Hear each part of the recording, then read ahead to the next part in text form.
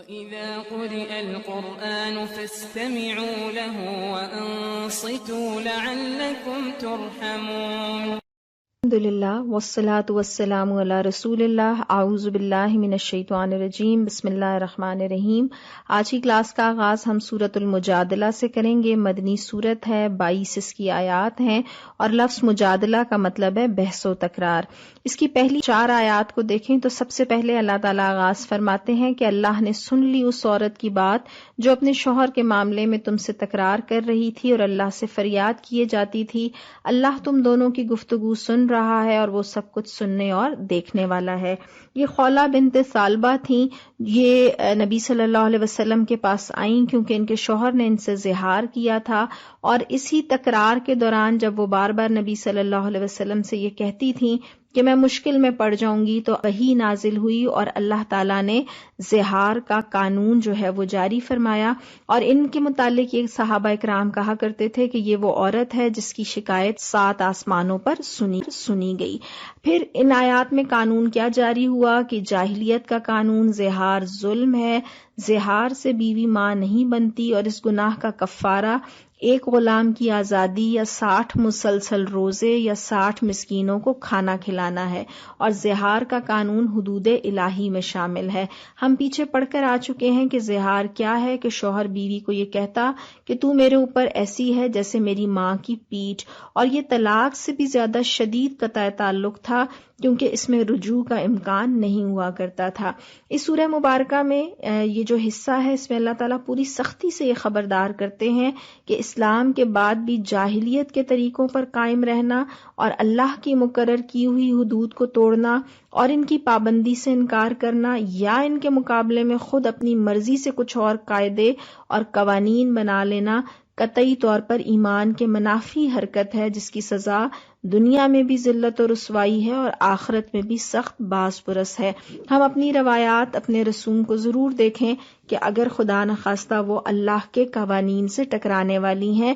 تو ان کو فوری طور پر چھوڑ دیا جائے۔ اس کے بعد آیت نمبر 5 سے لے کر آیت نمبر 13 میں اللہ تعالیٰ منافقین کی سروش پر گرفت فرماتے ہیں کہ وہ آپس میں خفیہ سرگوشیاں کر کے طرح طرح کی شرارتوں کے منصوبے بناتے ہیں، اور ان کے دلوں میں جو بغض چھپا ہوا تھا اس کی بنا پر وہ نبی کریم صلی اللہ علیہ وسلم کو یہودیوں کی طرح ایسے طریقے سے سلام کرتے جس سے دعا کے بجائے بد دعا کا پہلو نکلتا تھا۔ مسلمانوں کو تسلی دی گئی کہ منافقین کی یہ سرگوشیاں یا نجوا تمہارا کچھ نہیں بگاڑ سکتی، اس لیے تم اللہ کے بھروسے پر اپنا کام کرتے رہو۔ اور مسلمانوں کو یہ اخلاقی تعلیم بھی دی گئی کہ سچے اہل ایمان کا کام گناہ اور ظلم و زیادتی اور نبی صلی اللہ علیہ وسلم کی نافرمانی کے لیے سرگوشیاں کرنا نہیں، وہ اگر آپس میں بیٹھ کر تخلیے میں کوئی بات کریں تو وہ نیکی اور تقوی کی بات ہونی چاہیے۔ نجوا پر تنقید کر کے یہ بتایا گیا کہ اللہ کی ذات ایسی علیم ہے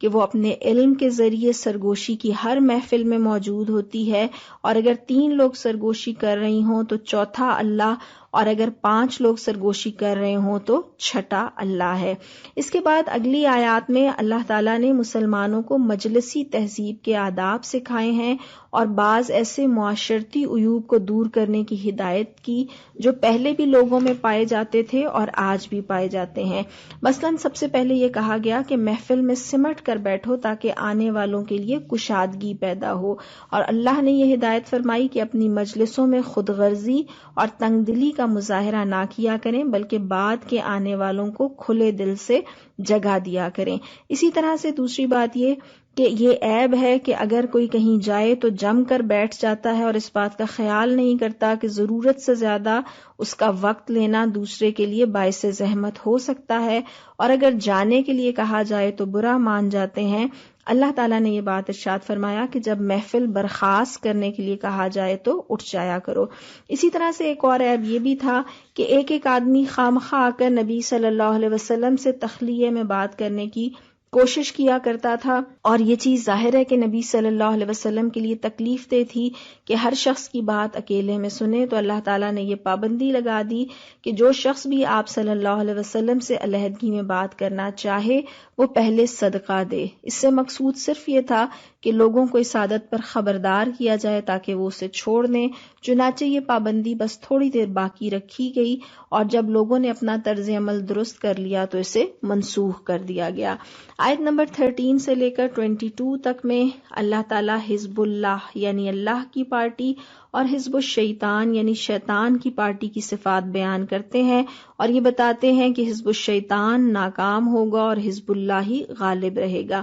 صفات بتائیں حزب الشیطان کی کہ یہ منافقین ہیں، اللہ کی مغضوب قوم یہود سے دوستی کرتے ہیں، ان پر اللہ کا غضب ہے، ان کی جھوٹی قسمیں ہیں اور یہ اپنی قسموں کو ڈھال بنا لیتے ہیں، یہ دوزخی ہیں۔ ابلیس کے دام میں گرفتار ہو کر منافقین نے اللہ کے ذکر کو فراموش کر دیا ہے، اور منافقین اسلامی ریاست کے دشمن ہیں اور مخلوقات میں سب سے زیادہ ذلیل ہیں، اور انہی آیات میں اسلام کے غلبے کی بشارت بھی دی گئی۔ پھر حزب اللہ کی صفات بتائی گئیں کہ یہ لوگ اللہ اور یوم آخرت پر ایمان رکھتے ہیں، اللہ اور رسول صلی اللہ علیہ وسلم اور اسلامی ریاست کے مخالف اپنے قریبی عزیزوں سے بھی محبت نہیں رکھتے، ان کے دلوں میں اللہ تعالیٰ ایمان کو لکھ دیتا ہے، روح سے ان کی تائید کی جاتی ہے، یہ جنتی ہیں، یہ اللہ سے راضی ہیں اور اللہ ان سے راضی ہوتا ہے، اور حزب اللہ ہی کے لیے فلاح اور کامیابی ہے۔ ہمارے لیے اصول کیا نکلتا ہے؟ اللہ کی حدود کی پابندی کرنی ہے،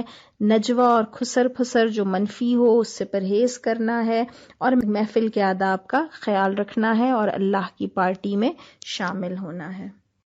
اس کے بعد اگلی سورہ مبارکہ سورۃ الحشر ہے، مدنی سورت ہے، 4 ہجری میں نازل ہوئی، 24 اس کی آیات ہیں، اور لفظ حشر کا مطلب ہے منتشر افراد کو اکٹھا کرنا۔ اس کی پہلی 5 آیات میں یہودیوں کے قبیلے بنو نذیر کے خلاف فرد جرم ہے۔ یہ قبیلہ بہت مضبوط قبیلہ تھا جو مدینہ میں آباد تھا، لیکن نبی صلی اللہ علیہ وسلم اور اسلام کے خلاف مسلسل سازشوں اور عہد شکنیوں میں ملوث رہا، اور آخرکار انہوں نے نبی کریم صلی اللہ علیہ وسلم کے قتل کی سازش کی، جس کا پردہ چاک ہو گیا۔ اس کے بعد نبی صلی اللہ علیہ وسلم نے ان کو 10 دن کا نوٹس دیا کہ مدینہ چھوڑ کر نکل جائیں، اور وہ یہ سوچ بھی نہ سکتے تھے کہ انہیں یوں تتر بتر ہونا پڑے گا، لیکن آپ صلی اللہ علیہ وسلم نے جب محاصرہ کیا تو چند ہی دنوں میں وہ مدینہ اس حالت میں چھوڑنے پر راضی ہو گئے کہ اسلحے کے سوا جو کچھ اونٹوں پر لاد کر لے کے جا سکیں وہ لے کر نکل جائیں۔ یوں وہ عبرتناک کیفیت میں نکلے اور اپنی محبت سے بنائے ہوئے گھروں کو خود اپنے ہاتھوں سے توڑ کر شہتیر اور لکڑیاں تک لاد کر اپنے ساتھ لے گئے۔ اللہ تعالیٰ یہ بتاتے ہیں کہ اللہ نے اس قبیلے پر جنگ کے بغیر محض روب کے ذریعے سے مسلمانوں کو فتح عطا فرمائی، اور پھر اسی حصے میں جنگی حکمت عملی کا لحاظ کرتے ہوئے اللہ تعالیٰ کی طرف سے یہ اجازت دی گئی کہ فوجی مصلحت کے تحت کھجور کے درخت کاٹے جا سکتے ہیں۔ آیت نمبر 6 سے لے کر آیت نمبر 10 میں مال فے کا تذکرہ ہے۔ مال غنیمت دشمن سے جنگ کے نتیجے میں حاصل ہوتا ہے، اور مال فے وہ اموال ہیں جو بغیر جنگ کے ہاتھ آتے ہیں۔ اس کی 8 مدات بتائی گئی ہیں، اور وہ کیا ہیں؟ نمبر 1 اللہ اور اس کے رسول صلی اللہ علیہ وسلم، دوسرے رشتہ دار، تیسرے یتامہ، چوتھے مساکین، 5ویں مسافر، 6 مہاجرین، 7ویں انصار، اور 8ویں بعد میں آنے والے لوگ۔ 2 اصولی باتیں بھی انہی آیات میں بتائی گئیں۔ پہلی بات یہ کہ اللہ تعالیٰ فرماتے ہیں کہ مال تمہارے مالداروں ہی کے درمیان گردش نہ کرتا رہے، یعنی اسلامی معاشرے اور حکومت کی معاشی پالیسی کا یہ بنیادی قاعدہ ہے کہ دولت کی گردش پورے معاشرے میں عام ہو، اور چونکہ اب ہمارے ہاں دولت کی گردش ایک ہی جگہ ہو رہی ہے، صرف مالداروں ہی کے درمیان گھوم رہی ہے، اس لیے غریب غریب تر اور امیر امیر تر ہو رہا ہے۔ اس کے بعد دوسری اصولی بات یہ ہے کہ جو کچھ رسول صلی اللہ علیہ وسلم تمہیں دیں وہ لے لو، اور جس چیز سے تمہیں روک دیں اس سے رک جاؤ۔ اللہ سے ڈرو، وہ شدید سزا دینے والا ہے۔ یہ صرف اموال کے لین دین کے لیے آیت نہیں ہے، بلکہ یہ ایک اصول ہے نبی کریم صلی اللہ علیہ وسلم کے مکمل اتباع کے ضمن میں کہ جو کچھ آپ حکم فرما دیں وہ قبول کیا جائے، اور جس سے آپ منع فرما دیں اس سے باز آ جائیں۔ انہی آیات میں مہاجرین کی فضیلت بیان کی گئی کہ یہ گھروں سے نکالے گئے اللہ کے فضل کے طالب ہیں اور اللہ اور اس کے رسول کی حمایت کرتے ہیں۔ انصار مدینہ کی فضیلت بیان کرتے ہوئے فرمایا گیا کہ یہ مہاجرین سے محبت کرتے ہیں، جو دیا جائے اس پر راضی رہتے ہیں، دل میں تنگی محسوس نہیں کرتے، اپنی محتاجی کے باوجود ایثار کا مظاہرہ کرتے ہیں، اپنی ذات پر دوسروں کو ترجیح دیتے ہیں اور شح نفس سے یعنی دل کی تنگی سے پاک ہیں، اور فرمایا جو لوگ دل کی تنگی سے بچا لیے گئے وہی فلاح پانے والے ہیں۔ آیت نمبر 11 سے لے کر 17 تک میں منافقین کا تذکرہ ہے کہ یہ اسلامی ریاست کے خیر خواہ نہیں ہیں، یہود سے میل جول رکھتے ہیں اور انہیں یہ کہتے تھے کہ اگر جنگ ہوئی تو ہم تمہارا ساتھ دیں گے، لیکن انہوں نے ان یہود کا بھی ساتھ نہیں دیا، یعنی وہاں بھی ان کی قسمیں جھوٹی تھیں۔ اور اللہ فرماتے ہیں کہ منافقین کے دل میں اللہ تعالیٰ سے زیادہ مسلمانوں کا ڈر ہے اور وہ ابلیس کے دام میں گرفتار ہیں۔ پھر فرمایا کہ تم انہیں اکٹھا سمجھتے ہو مگر ان کے دل آپس میں ایک دوسرے سے پھٹے ہوئے ہیں، یعنی چونکہ یہ مفادات کے بندے ہیں اس لیے آپس میں بھی یہ ایک دوسرے سے مخلص نہیں ہیں۔ آیت نمبر 18 سے لے کر 24 تک میں مسلمانوں کے لیے نصیحتیں ہیں، بالخصوص کمزور ایمان والے، ہمیں ان نصیحتوں کو بہت غور سے سننا چاہیے۔ پہلی بات اللہ تعالیٰ ارشاد فرماتے ہیں، اے لوگوں جو ایمان لائے ہو اللہ سے ڈرو اور ہر شخص یہ دیکھے کہ اس نے کل کے لیے کیا سامان کیا ہے۔ دوسری بات یہ ارشاد فرمائی کہ ان لوگوں کی طرح نہ ہو جاؤ جو اللہ کو بھول گئے تو اللہ نے انہیں خود اپنا نفس بھلا دیا، یعنی جو خدا فراموشی کرے گا وہ یقیناً خود فراموشی کا شکار ہو جائے گا۔ اور خود فراموشی سے کیا مراد ہے کہ انسان اپنے اصل مقام اور مرتبے سے ہٹ جائے گا۔ تیسری بات اللہ تعالیٰ یہاں پر ارشاد فرماتے ہیں کہ دوزخ میں جانے والے اور جنت میں جانے والے کبھی یکساں نہیں ہو سکتے، جنت میں جانے والے ہی اصل میں کامیاب ہیں۔ اگلی بات اللہ تعالیٰ ارشاد فرماتے ہیں کہ اگر ہم نے یہ قرآن کسی پہاڑ پر بھی اتار دیا ہوتا تو تم دیکھتے کہ وہ اللہ کے خوف سے دبا جا رہا ہے اور پھٹا پڑتا ہے۔ اور یہ مثالیں ہم لوگوں کے سامنے اس لیے بیان کرتے ہیں کہ وہ غور کریں۔ سمجھ کے آتی ہے کہ جو قرآن پڑھے اور نہ اس پر کوئی خوف طاری ہو، نہ کبھی اسے یہ فکر لاحق ہو کہ جو ذمہ داریاں اس پر ڈالی گئی ہیں ان کے بارے میں وہ خدا کو کیا جواب دے گا، تو گویا وہ ایک بے جان اور بے شعور پتھر ہے۔ حالانکہ اللہ فرماتے ہیں کہ اعمال کی جواب دہی کرنا ایسا خوف ہے جس سے انسان کانپ اٹھتا ہے، اور پہاڑ جیسی عظیم مخلوق پر بھی اگر یہ قرآن نازل ہوتا تو وہ پھٹ جاتا۔ اس کے بعد آخر کی آیات میں اللہ کے اسماء حسنہ کے ذریعے اس کی صفات سے آگاہ کیا گیا ہے، اور یہی صفات اگر ہم سمجھ لیں تو ہم اللہ کی ذات کو پہچان بھی لیں اور اس کا حق بھی ادا کریں۔ وہ صفات کیا ہیں کہ اللہ الہ یعنی معبود ہے، عالم الغیب والشہادہ یعنی غائب اور ظاہر کا جاننے والا ہے، الرحمن نہایت مہربان ہے، الرحیم مسلسل رحم کرنے والا ہے، الملک بادشاہ ہے، القدوس مقدس ہے، السلام سراسر سلامتی والا ہے، المؤمن امن دینے والا ہے، المہیمن نگہبان ہے، العزیز سب پر غالب ہے، الجبار اپنا حکم بزور نافذ کرنے والا ہے، المتکبر اللہ بڑا ہی ہو کر رہنے والا ہے، الخالق تخلیق کا منصوبہ بنانے والا ہے، الباری اللہ اس کو نافذ کرنے والا ہے، المصور اللہ صورت گری کرنے والا ہے، عزیز زبردست ہے، حکیم حکمت والا ہے۔ اور آخر میں ارشاد فرماتے ہیں اللہ تعالیٰ کہ ہر چیز جو آسمانوں اور زمین میں ہے اس کی تسبیح کر رہی ہے اور وہ زبردست اور حکیم ہے۔ اب ہم سورۃ الممتحنہ کے مضامین کا خلاصہ دیکھیں گے۔ ممتحنہ کا مطلب ہے امتحان لینے والی۔ یہ سورہ مبارکہ مدنی ہے، 13 اس کی آیات ہیں، اور یہ غالباً صلح حدیبیہ اور فتح مکہ کے درمیان 7 یا 8 ہجری میں نازل ہوئی۔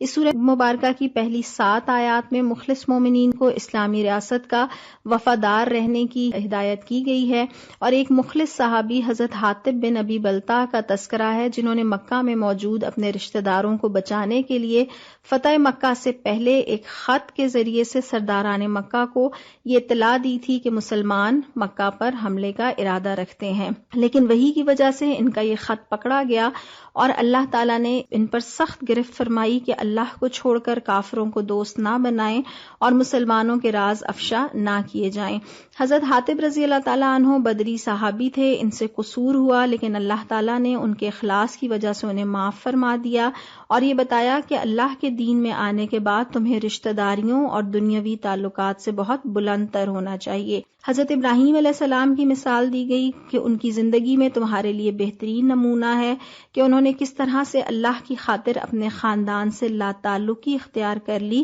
اور اللہ کی خاطر ہجرت کی۔ اس کے بعد اگلی 2 آیات میں، آیت نمبر 8 اور 9 میں، اللہ تعالیٰ کفار کی 2 اقسام بیان کرتے ہیں کہ ایک وہ لوگ ہیں جنہوں نے دین کے معاملے میں تم سے جنگ نہیں کی اور تمہیں تمہارے گھروں سے نہیں نکالا۔ ان کے متعلق ہدایت کی گئی کہ تم ان کے ساتھ نیکی اور انصاف کا برتاؤ کرو۔ لیکن دوسرا گروہ وہ بتایا جو تمہیں تمہارے دین سے روکتا ہے، اور اللہ تعالیٰ فرماتے ہیں کہ انہوں نے تم سے تمہارے دین کے معاملے میں جنگ کی، تمہیں تمہارے گھروں سے نکالا یا تمہارے اخراج میں ایک دوسرے کی مدد کی۔ ان لوگوں سے جو دوستی کریں وہی لوگ ظالم ہیں۔ اور ظاہر ہے کہ یہ آیات انفرادی طور پر بھی افراد کے تعلقات کے لیے ہیں اور ریاست کے طور پر بھی، یعنی وہ ریاستیں جو نان مسلم ہیں لیکن مسلمانوں کی دشمن نہیں ہیں، ان سے تعلقات کی نوعیت کیا ہوگی، اور دوسری وہ غیر مسلم حکومتیں جو مسلمانوں سے قتال کرتے ہیں اور انہیں ان کے گھروں سے بے دخل کرتے ہیں، ان سے ان کے تعلقات کی نوعیت کیا ہوگی۔ پھر اس کے بعد آیت نمبر 10 سے لے کر آیت نمبر 12 میں ان خواتین کا تذکرہ ہے جو ہجرت کر کے مکہ سے مدینہ آتی تھیں۔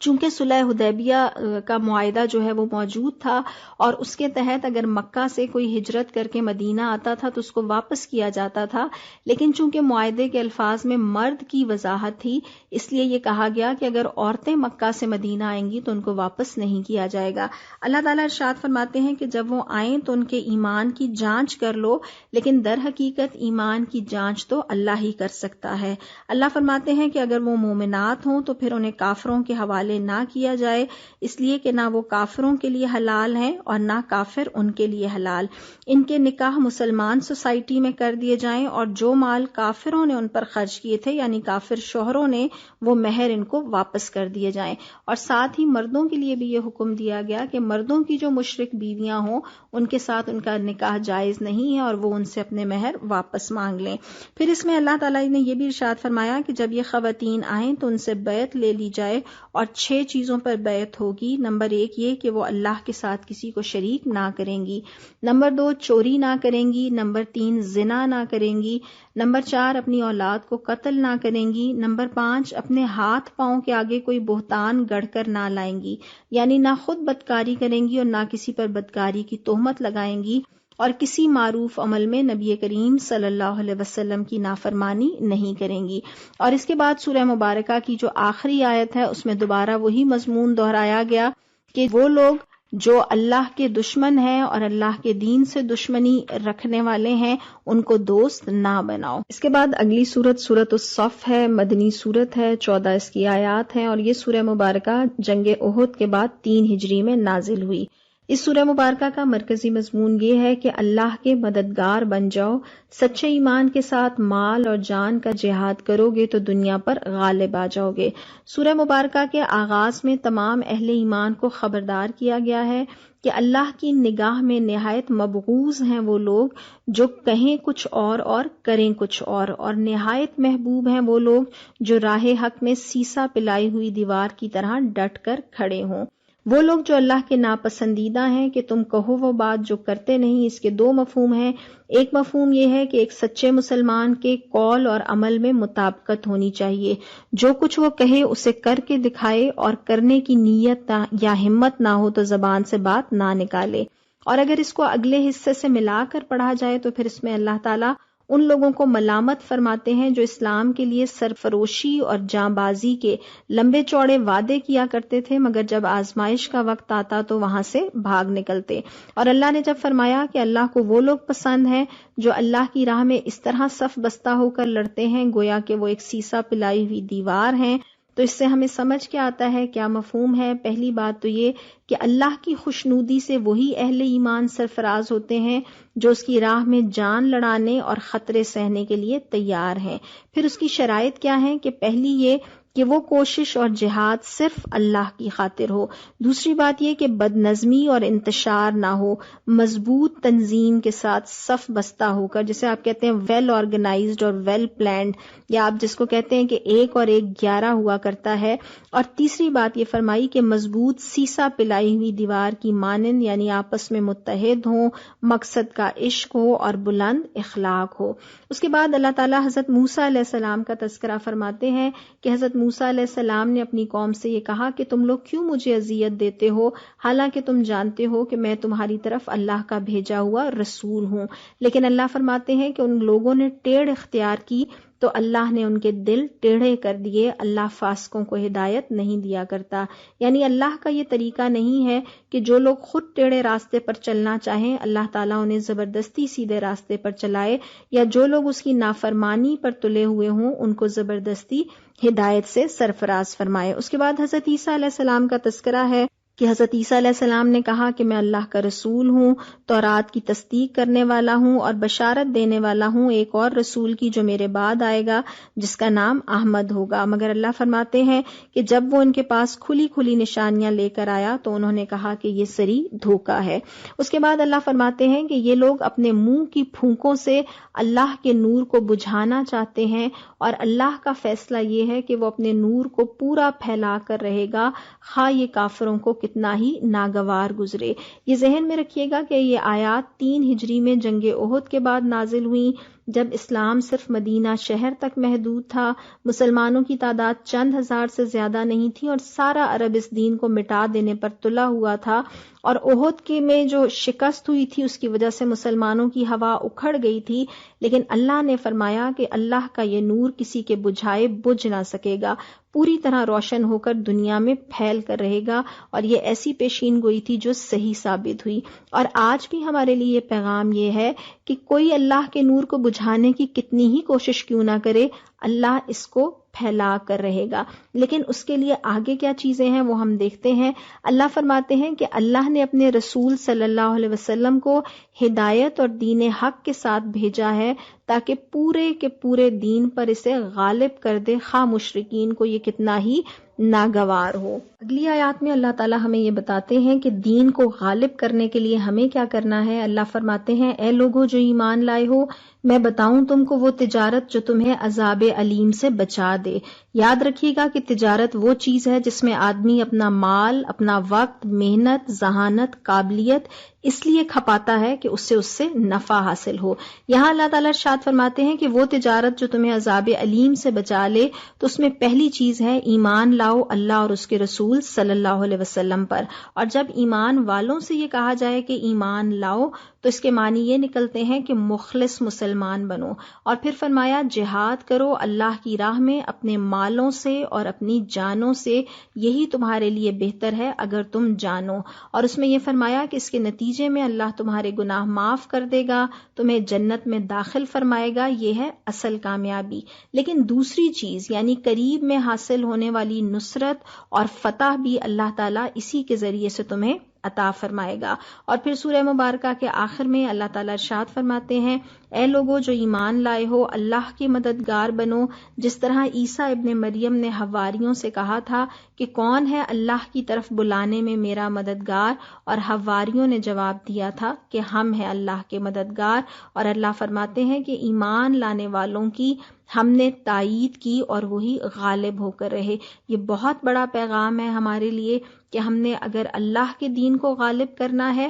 جو غالب ہو کر رہے گا انشاءاللہ، تو ہمیں اپنے ایمان کی بھی تجدید کرنی ہے اور اللہ کی راہ میں اپنی جانوں اور مالوں سے جہاد کرنا ہے. وآخر دعوانا ان الحمدللہ رب العالمین.